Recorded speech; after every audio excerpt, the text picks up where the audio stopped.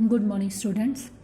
आज हम हमारे लेसन नंबर 6 के बारे में डिस्कस करेंगे, जिसका नाम है मुद्रा यानी मनी, उसके मीनिंग के बारे में, उसके फंक्शंस और पूर्ति यानी कि सप्लाई। तो नया लेसन हम स्टार्ट कर रहे हैं, जिसका फर्स्ट क्वेश्चन है हमारा, वस्तु विनिमय प्रणाली से आप क्या समझते हैं?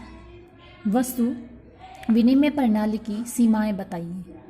वस्तु विनिमय प्रणाली, जिसको इंग्लिश में बोला जाता है बार्टर सिस्टम ऑफ एक्सचेंज, इसके बारे में जानते हैं। इसका मतलब क्या होता है? ये जो प्रथा है, ये जो प्रणाली है, पुराने ज़माने में अपनाई जाती थी। जिस टाइम पे मनी का अभाव था, यानी मुद्रा की कमी थी, उस टाइम पे क्या किया जाता था? वस्तु के बदले में वस्तु दी जाती थी। ठीक है, तो इसका अर्थ यही है कि वह प्रणाली जिसमें वस्तु का विनिमय वस्तु से किया जाता है, यानी कि जिस प्रणाली में वस्तु के बदले वस्तु का ही लेन देन होता है, उसको बोला जाता है वस्तु विनिमय प्रणाली यानी barter system of exchange. Definition भी दी गई है according to professor S E Thomas. Direct exchange of one commodity for another is termed as barter, कि प्रत्यक्ष रूप से लेन देन करना एक वस्तु का किसके लिए? दूसरी वस्तु के लिए, उसको बोला जाता है बार्टर यानी कि विनिमय। ठीक है, तो वस्तु विनिमय प्रणाली वही होती है जिसमें सिर्फ क्या किया जाता है? वस्तु के बदले में वस्तु दी जाती है। उस टाइम पे क्या होता था? वस्तु के बदले में पैसे नहीं दिए जाते थे। जिसके पास जिसकी ज़रूरत की वस्तु होगी, उससे ही क्या किया जाता था? वस्तु को प्राप्त किया जाता था। अब क्वेश्चन में पूछे गए हैं कि वस्तु विनिमय प्रणाली की सीमाएं बतानी है। सीमाएं यानी कि उसके अंदर क्या क्या दोष हैं इस प्रणाली में। ठीक है, तो हम जानते हैं। फर्स्ट है आवश्यकताओं के दोहरे संयोग का अभाव। अब यहाँ पर दोहरा संयोग होना ज़रूरी है वस्तु विनिमय प्रणाली में। अगर दोहरा संयोग नहीं है तो क्या बन जाती है? वो उसकी सीमा बन जाती है, यानी दोष बन जाता है। तो वहाँ पर ये प्रणाली यूज़ नहीं की जाएगी। तो फर्स्टली दोहरा संयोग जानते हैं क्या होता है। इसका मतलब होते हैं कि किसी एक व्यक्ति की वस्तु किसी दूसरे व्यक्ति की आवश्यकता को तथा उस दूसरे व्यक्ति की वस्तु पहले व्यक्ति की आवश्यकता को पूरा करती हो। और यह ज़रूरी नहीं होता कि दो व्यक्ति हैं, उनके पास एक एक वस्तु है, ठीक है, वो एक दूसरे से एक्सचेंज करना चाहते हैं। अब ज़रूरी नहीं है कि उसकी वस्तु, जो आवश्यकता की वस्तु है, वो दूसरे व्यक्ति के पास मिले, या फिर उस दूसरे व्यक्ति को जिस वस्तु की आवश्यकता है उस पहले व्यक्ति के पास मिले। ठीक है, तो यहाँ पर दोहरे संयोग का अभाव पाया जाता है। हम एग्जाम्पल लें कि एक व्यक्ति के पास मान लो 10 मीटर रस्सी है, ठीक है, उसको ज़रूरत है कंबल की। अब वो ऐसे व्यक्ति की तलाश करेगा जिसके पास कंबल होंगे, ठीक है, और उस व्यक्ति को ज़रूरत होगी किसकी? रस्सी की। ठीक, तो यहाँ पर पॉसिबल नहीं हो पाता कि जो ज़रूरत हमारी है हम उसको पूरा करना चाहते हैं, किसके बदले? जो दूसरे व्यक्ति की ज़रूरत है।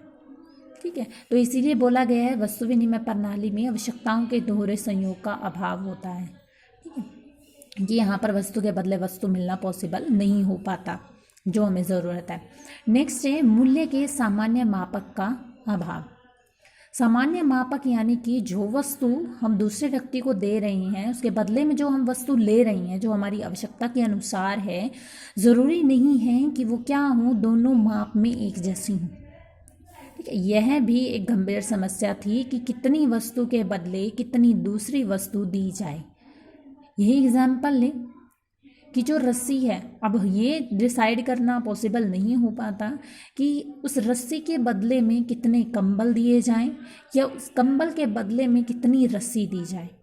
ठीक है, तो वस्तु विनिमय प्रणाली में ये मापक का जो अभाव पाया जाता है, नहीं पता चल पाता कि कितनी वस्तु के बदले में देनी है। नेक्स्ट है विशिष्टीकरण का अभाव। विशिष्टीकरण होता है स्पेशलाइजेशन, ठीक है, जिसको नॉलेज होती है कि किस तरीके से जो लागत है उसको कम किया जा सके। ठीक है, लेकिन वस्तु विनिमय प्रणाली में इस चीज़ का अभाव पाया जाता है। क्यों? क्योंकि उस टाइम पे क्या होता था, जो व्यक्ति था उतना ही उत्पादन करता था जितना उसके जीवित रहने के लिए ज़रूरत है। ठीक है, यानी कि बड़े पैमाने पर उत्पादन नहीं किया जाता था। अब हम जानते हैं कि अगर हम बड़े पैमाने पर उत्पादन करते हैं, यानी लार्ज क्वांटिटी में अगर हम क्या करें, लार्ज स्केल पर अगर हम उत्पादन करें, तो हमें पता है कि लागत कम आएगी। ठीक है, लेकिन उस टाइम पे लोग क्या करते थे, जितनी वस्तु की ज़रूरत है सिर्फ उतनी ही वस्तु का उत्पादन करते थे। तो इसीलिए ये भी एक सीमा बन जाती है वस्तु विनिमय प्रणाली की कि उसके अंदर विशिष्टीकरण का अभाव पाया जाता है। नेक्स्ट है हमारी जिसको नेक्स्ट पॉइंट है ये हमारा संचय की कठिनाई, यानी कि इकट्ठा नहीं करके रख सकते।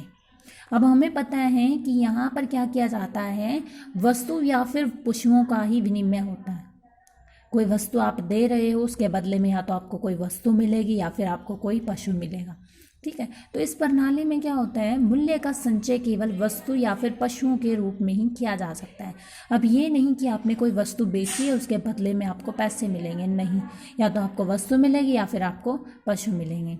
अब पशुओं, अगर हमें पशु मिलते हैं तो उसके लिए भी हमें क्या करना पड़ेगा, एक स्पेशल स्पेस चाहिए हमें, ठीक है, एक जगह चाहिए। अब ज़रूरी नहीं कि हर एक व्यक्ति के पास जो है इतनी जगह हो कि वो पशुओं को रख पाए, या फिर वस्तु के बदले में अगर उसको ऐसी वस्तु दे दी जाए जो बिल्कुल ही नाशवान हो, ठीक है, शीघ्र ही क्या हो जाए, वो नष्ट हो जाए।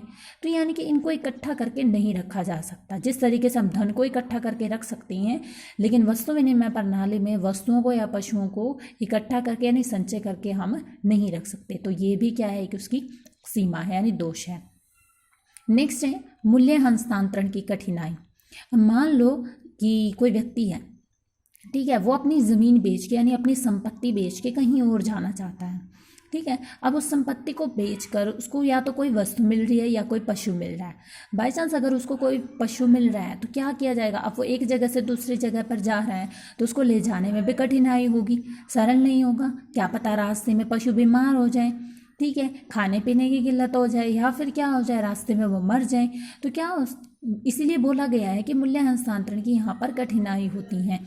अब पैसे हैं, पैसे हम क्या कर सकते हैं, कहीं बैंक में भी हम जमा करवा सकते हैं, अपने साथ आसानी से ले जा सकते हैं। लेकिन यहाँ पर वस्तुओं को बदले वस्तु को ले जाना है, पशुओं को ले जाना एक स्थान से दूसरे स्थान पर संभव नहीं हो पाता। तो इसलिए बोला गया है कि एक सीमा है वस्तु विनिमय प्रणाली की। नेक्स्ट है भविष्य में भुगतान की कठिनाई। भविष्य में भुगतान तो समझते ही हैं हम कि अब अगर हमने कोई चीज़ खरीदी है, उधार में खरीदी है, तो हम क्या कर सकते हैं, उसका बाद में भुगतान कर सकते हैं। लेकिन वस्तु विनिमय प्रणाली में इस चीज़ की भी कठिनाई पाई जाती है, क्योंकि अगर आपने कोई वस्तु एक्सचेंज करनी है तो अभी आपको क्या करना पड़ेगा, उस वस्तु के बदले में वस्तु देनी पड़ेगी, ठीक है। अदरवाइज आप जो है जो प्रणाली है इसका यूज़ नहीं कर सकती। तो वही चीज़ बोली गई है कि इसका अभिप्राय उन भुगतानों से है जो भविष्य वाले भुगतान हैं, जिन्हें तत्काल न करके भविष्य में कुछ समय बाद किया जाता है, तो उसको बोला जाएगा भविष्य में भुगतान। अब इसमें कठिनाई कैसे आती है, अब जैसे किराया है, मजदूरी है, ब्याज है, ये तो हम क्या करते हैं, जैसे 1 मंथ हमने यूज़ किया किसी फ्लैट को, ठीक है, उसका किराया हम 1 महीने के बाद दे रही हैं। मजदूरी है, किसी मजदूर को 1 महीने तक काम करवाएं, उसकी मजदूरी हम 1 महीने बाद दे रही हैं, ठीक है। तो वो तो उस केस में होता है जब हमारे पास धन अवेलेबल होता है, ठीक है। लेकिन जो हमारी वस्तु विनिमय प्रणाली है उसमें क्या होगा, अगर हमारे पास वस्तु है तो उसी टाइम हमें वस्तु एक्सचेंज में देनी पड़ेगी, ठीक है। अदरवाइज जो वस्तु विनिमय प्रणाली है उसका हम यूज़ नहीं कर सकते, ठीक है। तो इसीलिए बोला गया है कि भविष्य में भुगतान की भी यहाँ पर कठिनाई होती है कि अब जो हमें भुगतान करना है उसको हम भविष्य पर नहीं टाल सकते कि हम 1 महीने बाद देंगे, 2 महीने बाद देंगे, ऐसा पॉसिबल नहीं है। तो ये था वस्तु विनिमय प्रणाली और उसकी सीमाएं, ठीक है, जिसमें क्या किया जाता है, वस्तु के बदले में वस्तुओं या फिर पशुओं को एक्सचेंज किया जाता है। Thank you.